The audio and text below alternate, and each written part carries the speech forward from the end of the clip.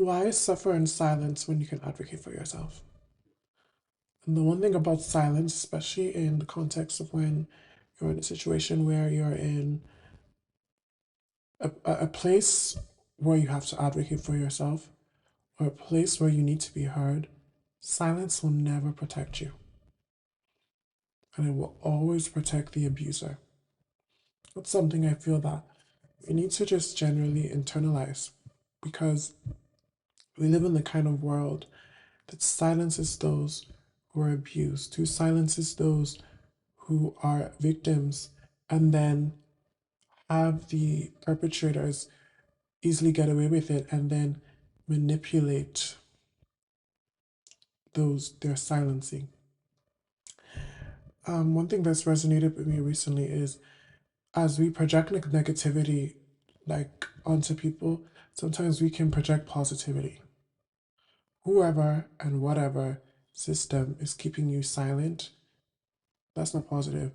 The moment you start to see things and people for what they are and see them and then approach them appropriately with the appropriate response, that includes accountability, that includes consequences, that includes boundaries, you create a situation for yourself where you no longer become disenfranchised by the people who are trying to control you. So you need to speak up, find your voice. And when you find your voice, what it does is it's going to validate your experiences in the world, validates how you move through the world, because your experiences shape you, your experiences make you who you are. And you need those experiences validated. Looking for that validation outside of yourself, you're going to look for a very long time and you may not find what you want to find. You will always find everything you need inside of you. The outside, inside, the macrocosm, microcosm, whatever is a line, it's interwoven. You live your life and you discover what it is around you, and then then on the inside you then become the thing that you want to become. So you have to speak up, say no, say yes, speak up, and those things will be applicable depending on the context. When you know when to say yes, when you know when to say no, when you know when to say maybe, when you know that all those things are valid, no matter the context, and that you have to choose yourself, and that you have to advocate for yourself, and you have to get to the point where you can wholly live your truth, wholly live your life the way that you're supposed to live. It'll be different. It'll be a different story, I'll tell you that. What self advocacy brings is confidence. And when you have confidence, you have dignity. Really looking at and embodying what dignity is, it changes you. You are dignified. You are, it's like you're on land and your feet are to the ground and you're grounded and you know I'm here. You are mindful. And that is confidence. Confidence isn't a feeling. Confidence is a lifestyle. Confidence is a decision. And it starts when you start making hard choices. And one of them is speaking up for yourself, advocating for yourself, understanding that your perspective on your own life or your perspective on life in general is just as valid as the next person. It's the truth. No matter how they want to play it, no matter how they want to go around it, it doesn't take away from the fact that you deserve to live your life autonomously, and you deserve to live a life that you would be proud of, not what anyone else would be proud of, and not what anyone else would approve of. Don't live for their approval. Your voice is going to teach people how to treat you. Let it resonate. It's going to teach people how to treat you. How else will people know how to treat you? How else will people know how to respect you? How else will people know how to see you if they can't hear you? You they need to hear you, and they can internalize whatever it is that you're communicating to them.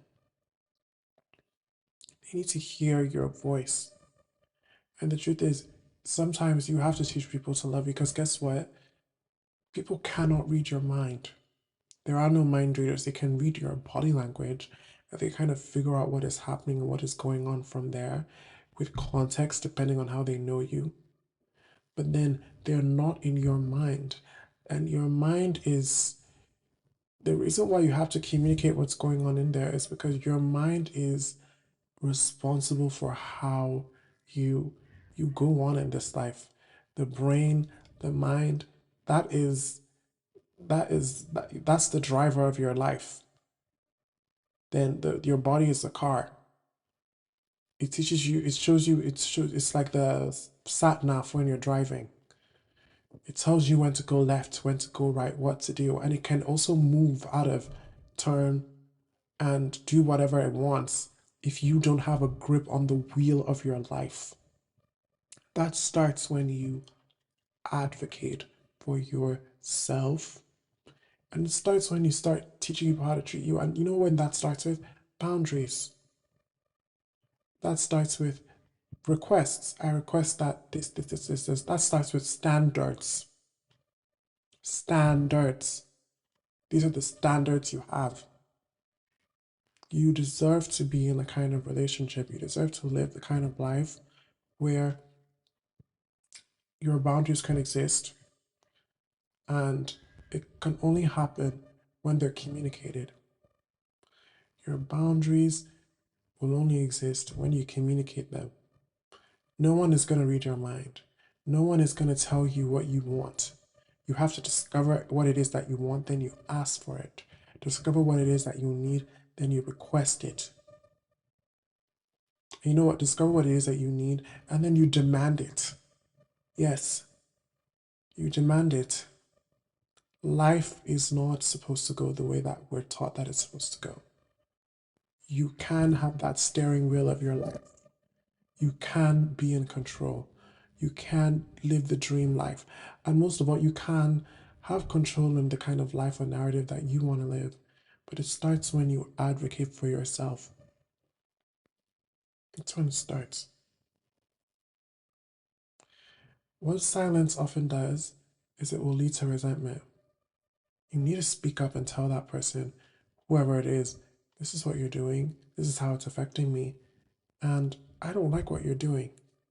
And honestly, then obviously people have control over what they do, but you have a part to play and you're responsible in the fact that you didn't communicate how that would make you feel.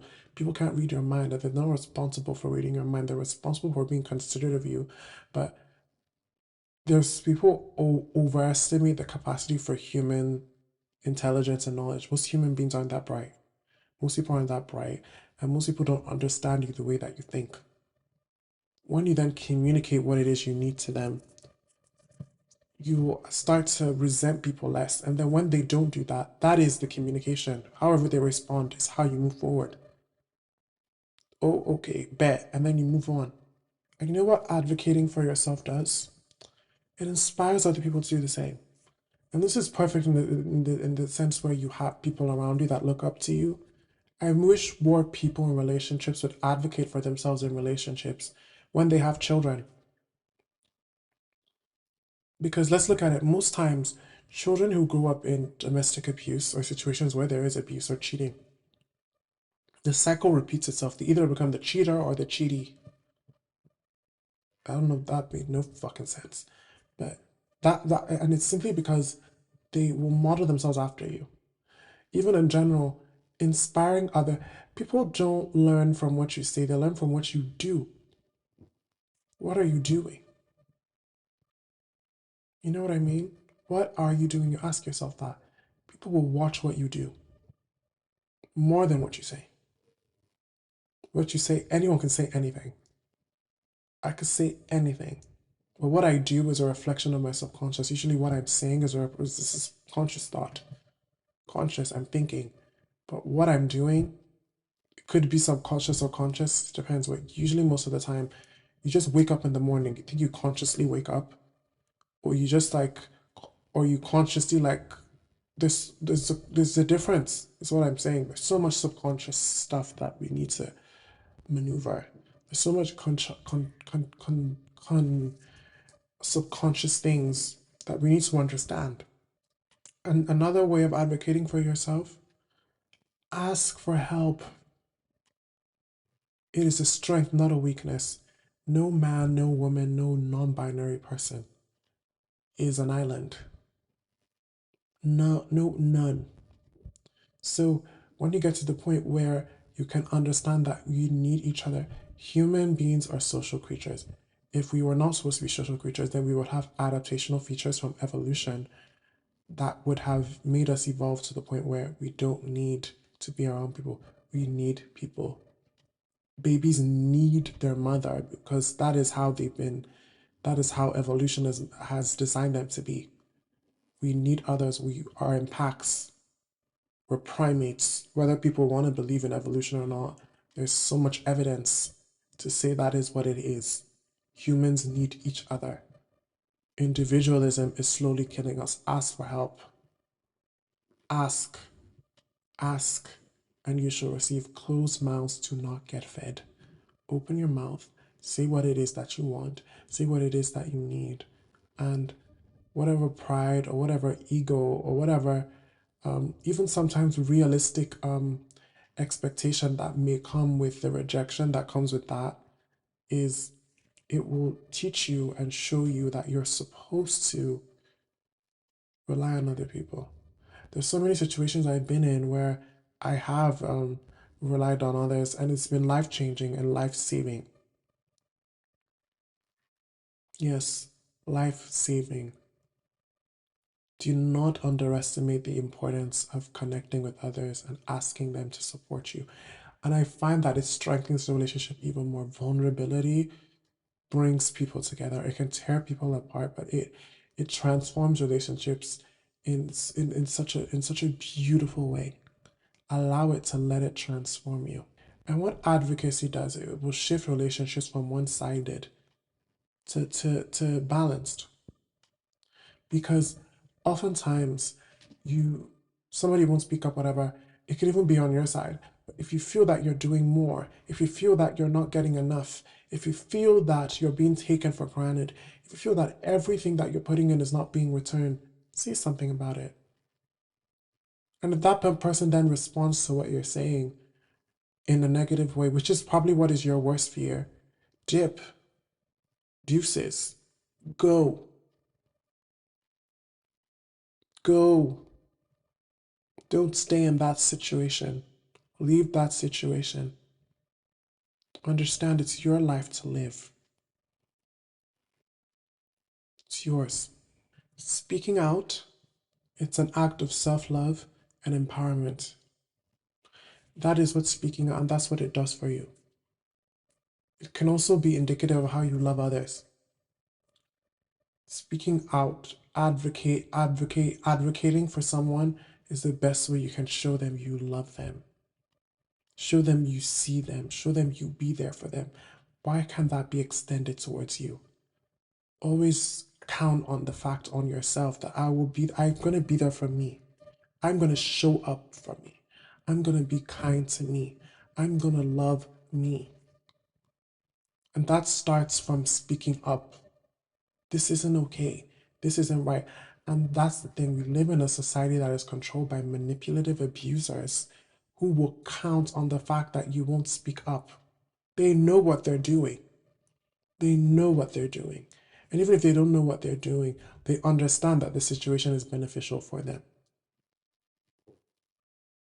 Take your submission, take your servitude,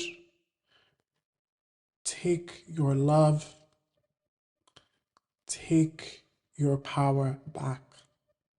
Take it from them. This is Astral Every Day. This is the end of the video. Making sure that you have a lovely day. Thank you so much for watching. I love you all so deeply. Like, comment, subscribe, and subscribe also to my Patreon if you're interested. And I love you all so much. Speak up for yourself today. It's Asha Lovely Day, telling you and enforcing you and making sure that you have a lovely day. I love you.